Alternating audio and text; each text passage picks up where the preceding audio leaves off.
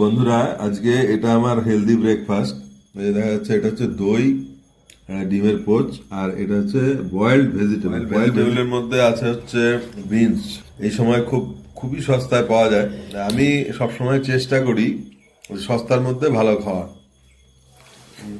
খাওয়ার দামি হলে যে ভালো হবে, স্বাস্থ্যকর হবে এমন কোনো কারণ নেই। বিনস এখন আমাদের এখানে 20 টাকা কিলো, ব্রোকলি গোটা 10 টাকা,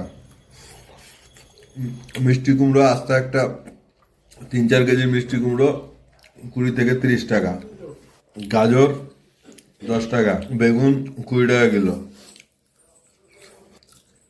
এই যে ব্রোকলির ডাঁটি অবধি খাওয়া যায়। এটার মধ্যে সাদা সাদা যেটা দেখা যাচ্ছে সেটা হচ্ছে দই। ভেজিটেবলটা সেদ্ধ করতে হবে, সেদ্ধ করে জল ঝরিয়ে তারপরে সেটা জাস্ট একটুখানি সতে করে নেওয়া, বাটার থাকলে বাটার,